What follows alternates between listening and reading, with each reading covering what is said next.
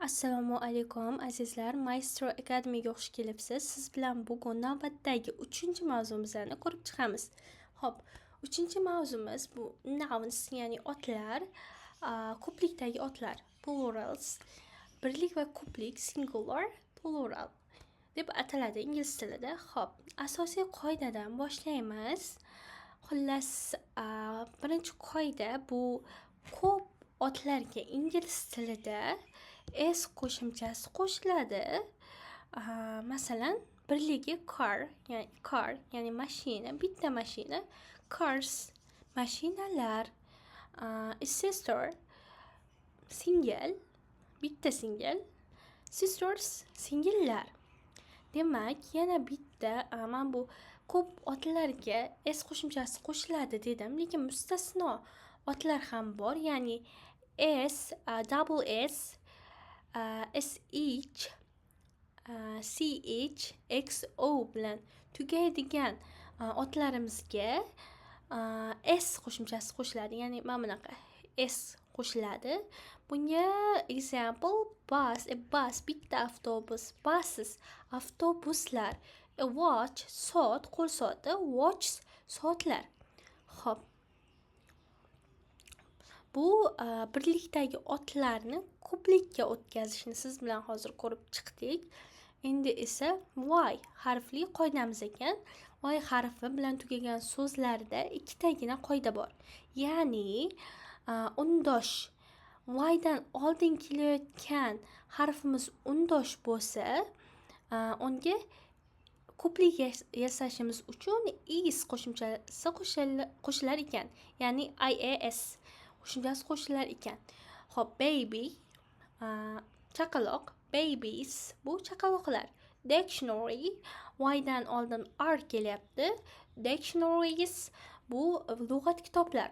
Party, y'dan oldin t kelyapti, ya'ni bu ham undosh. Parties, bazmlar. Is qo'shilyapti, ias, ya'ni ikkinchi qoidamiz bu ham y harfiga tegishli ekan. Only, ya'ni y'dan oldingi harfimiz only bo'lsa, unga faqat s qo'shimchasini o'zi qo'shilar ekan. Example, boy, boys, they, days, key, keys. Mana bu boydagi o, y'dan oldin o, only, daydagi a, only, keydagi e, only. O'shani uchun sni o'zi qo'shilyapti. Xo'p, keyingi f, rule, ya'ni f bilan fi qoidalarimizga tegishli ekan, harflarimizga tegishli ekan bu qoidamiz. Agar so'z oxiri f yoki fi bilan tugasa, ular qisqarib besga aylanadi.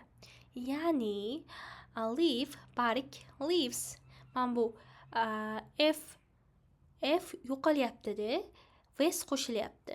Leaves, leaf f bilan tugayapti, shuning uchun s qo'shilyapti. F esa tushib qolgan. Knife, pichoq, knife fi bilan tugayapti.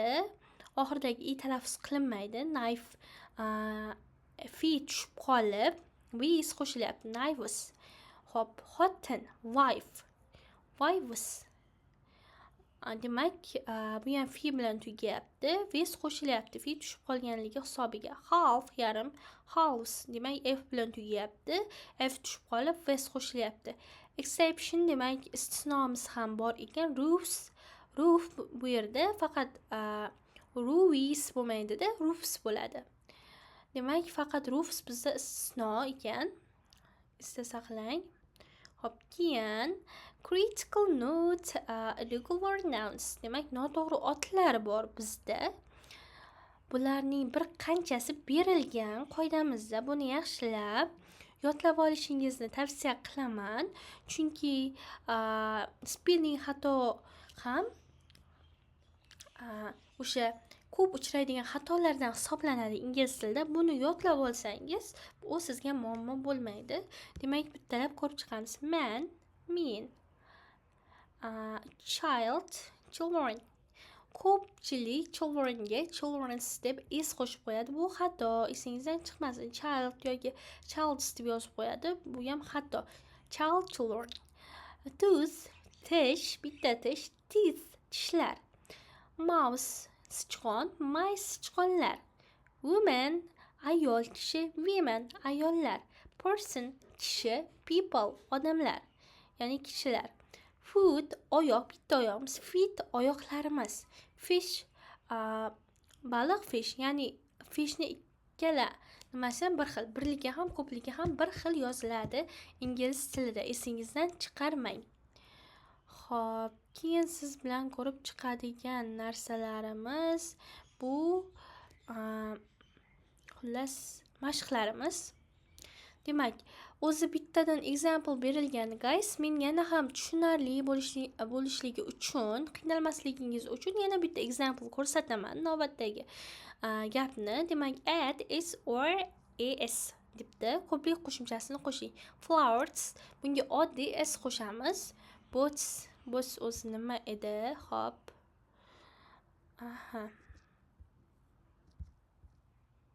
Boat bu qayiq. Boats qayiqlar mana shu tarzda qo'shiladi. S harfini o'zi qo'shiladi. Es emas guys. Keyingisini ham bitta ko'ramiz. Watch boya example da bor edi. S qo'shamiz bunga.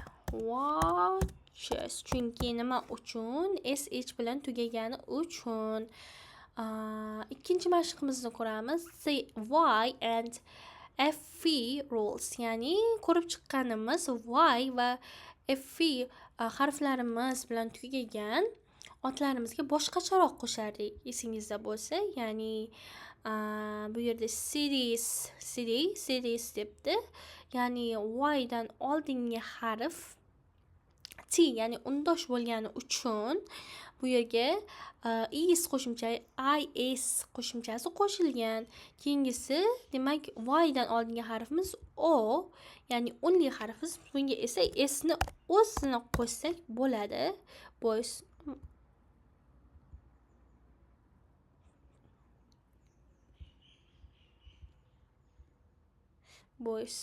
demak, boys yozamiz. Keyingi holidays, bunda ham xuddi boy qoidasidagi holidays bo'ladi. Holiday chunki y dan oldin, o'shani hisobga oling, esingizdan chiqarmang. Keyingi 3-chi mashqimizda irregular nouns, noto'g'ri otlar berilgan ekan. Boya pastda qoidachani, bir qancha noto'g'ri otlar berilgan qoidachani ko'rdik. Endi buni ko'rib chiqamiz. One man, two men. Bitta kishi, ikkita kishilar debdi. One child, three nima bo'ladi guys? Children.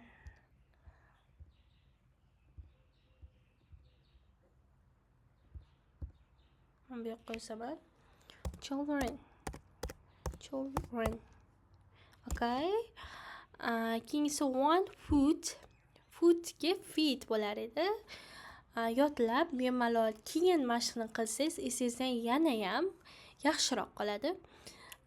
Demak, 4-chi mashqimizda bizda xatoni topish va to'g'rilash ekan. Demak, birinchi gapimizda look at those children. Demak, children deb yozib qo'yadi dedim. Aynan shu xato bu yerda yozilibdi. Children. Okay, next one. Oh my gosh. How many countries are there? Countries shunaqa yozilamidi guys? Y-dan oldingi harf unli emas, or undosh harf ingliz tilida. Demak, is, ya'ni is qo'shiladi. Yozamiz countries.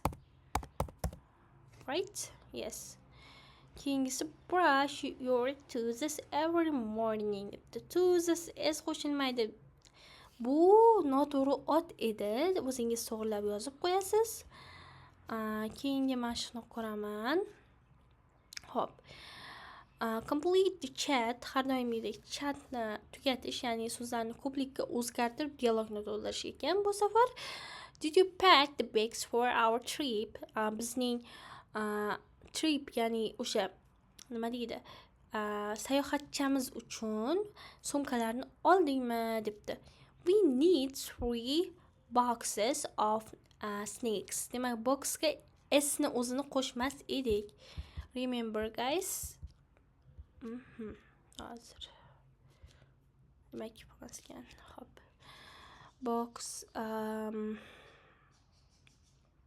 X bilan tugagani uchun ES qo'shamiz unga. Hop. Box. Next one. Yes, I also took 2 dictionaries to learn Spanish. Demak, dictionaryga nima bo'lardi? Y dan oldingi harfimiz R, ya'ni undosh harfimiz ace qo'shimchasini qo'shar ekanmiz. Let's go. Dictionaries.